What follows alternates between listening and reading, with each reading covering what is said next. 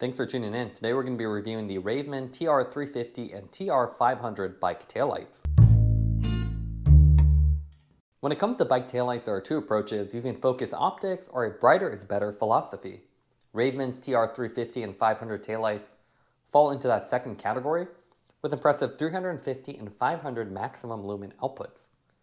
Both taillights have nearly identical visual designs, but have different price points and internal programming to achieve the different output. Looking at the packaging, you can see very simple cardboard box, orange and black color scheme, with this big cutout where you can actually interact with the taillight, look at the lens, and even turn it on and turn it off.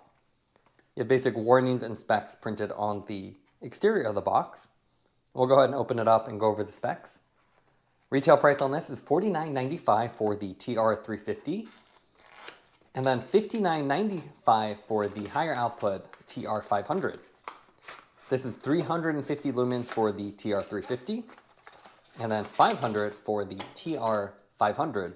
The model names are simply the taillight and then the output. These have flexible mounting, so these can be used on both aero bikes and then standard bikes as well. They have a simple padding design, so you can swap out the rear pad to accommodate an aero seat post. You have an integrated brake sensor, so it actually detects when you're braking, and then it'll trigger a constant mode.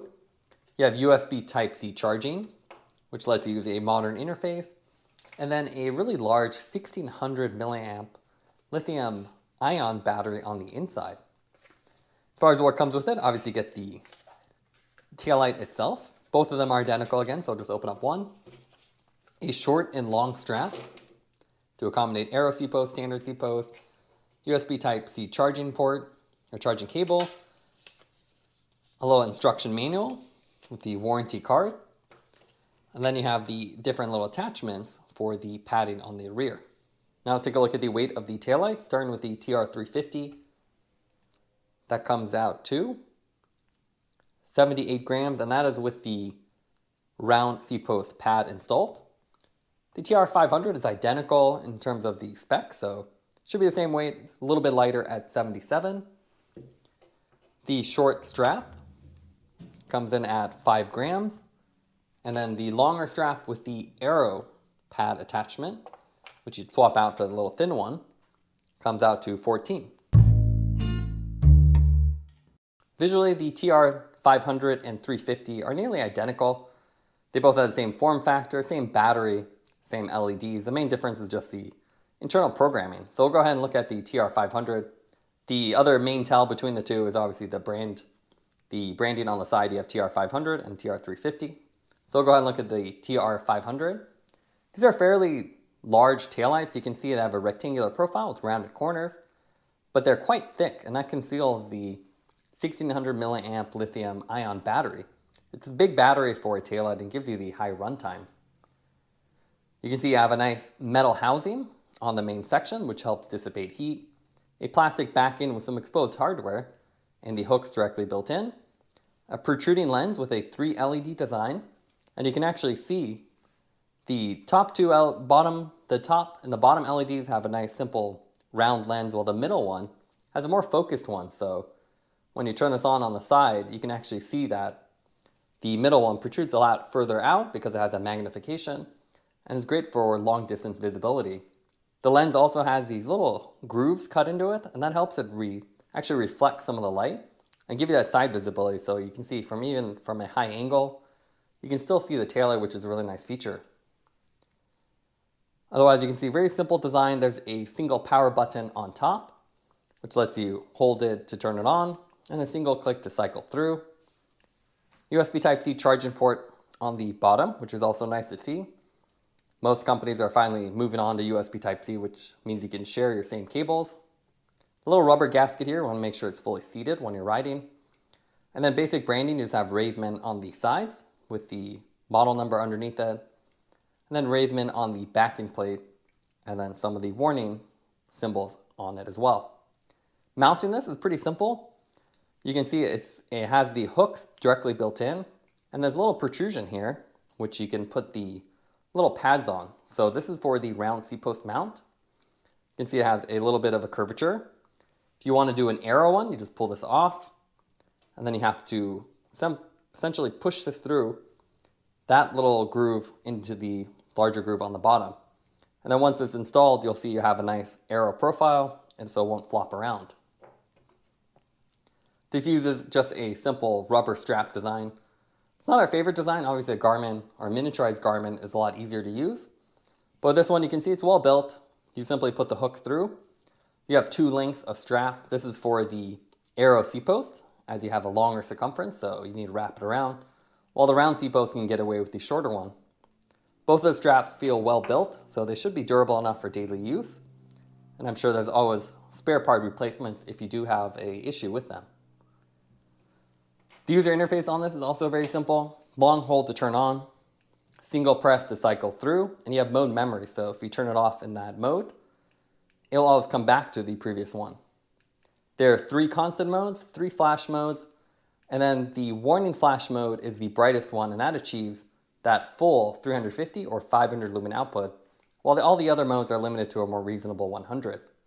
And again, you can see a really cool beam pattern. You have the nice focused LED in the middle, and then this big arc, which lets you be seen from really high angles. You'll notice that there is no battery sensor here or battery multi-level battery indicator. Instead, this will simply go into eco mode once the battery is critical, so you do need to be aware of that. Would have been nice if they had a little LED indicator or at least a low battery indicator, as it can be a little bit of mystery, so you do need to charge this regularly just to avoid running out of battery.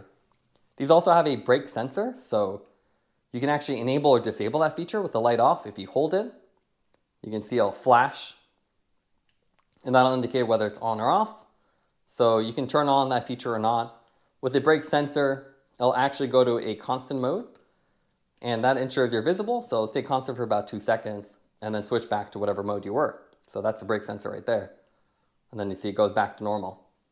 So pretty sensitive, and then we'll show more footage of this on the actual bike.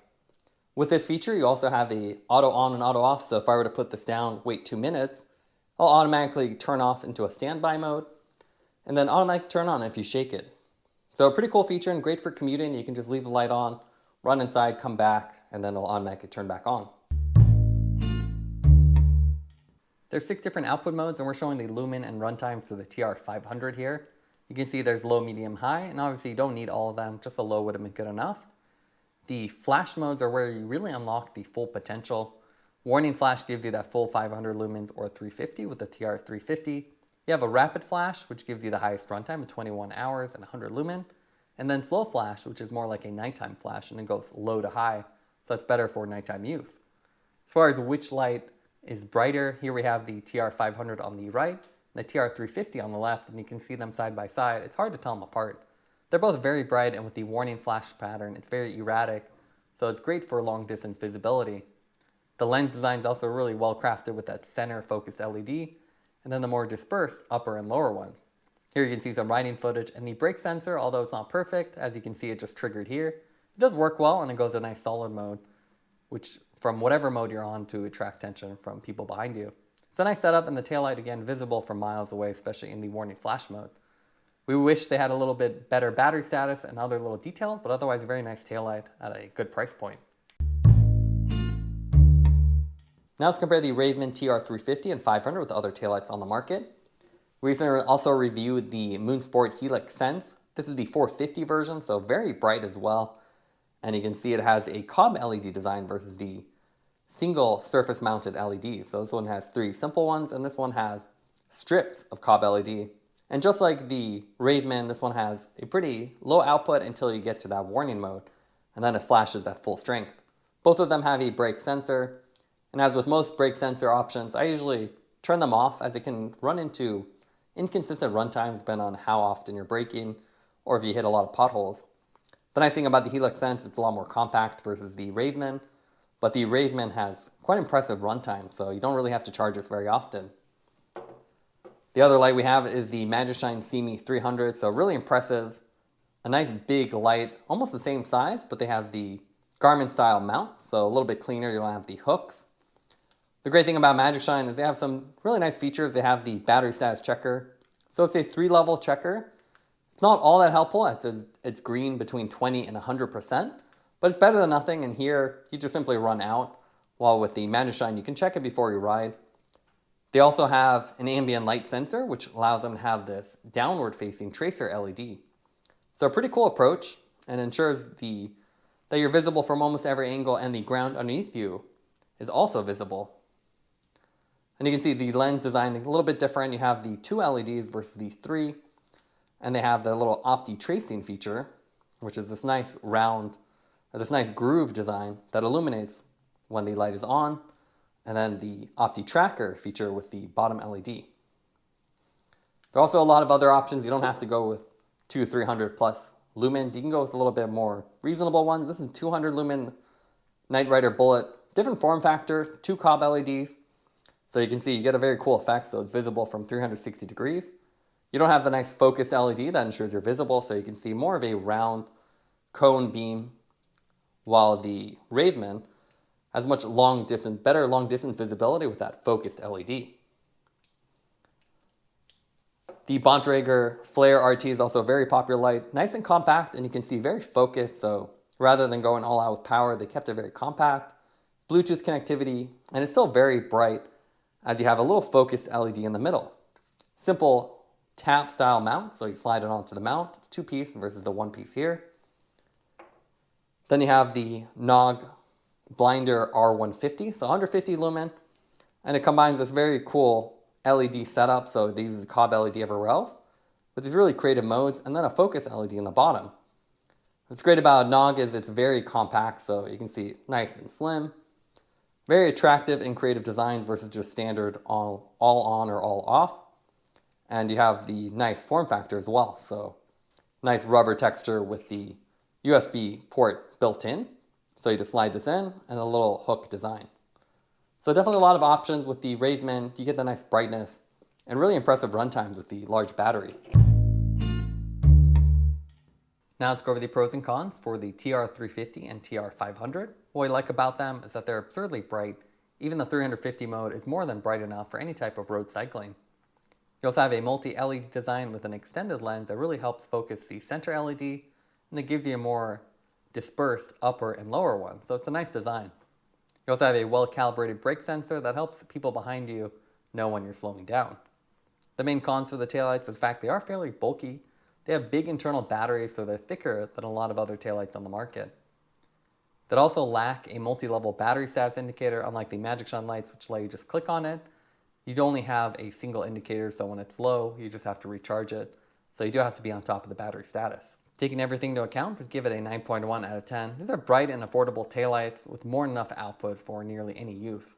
Thanks for watching this review. Don't forget to like and subscribe. You can see more content from us on our website at thesweetcyclist.com, as well as follow us on Instagram at thesweetcyclist. This is The Sweet Cyclist, reminding you to enjoy the ride.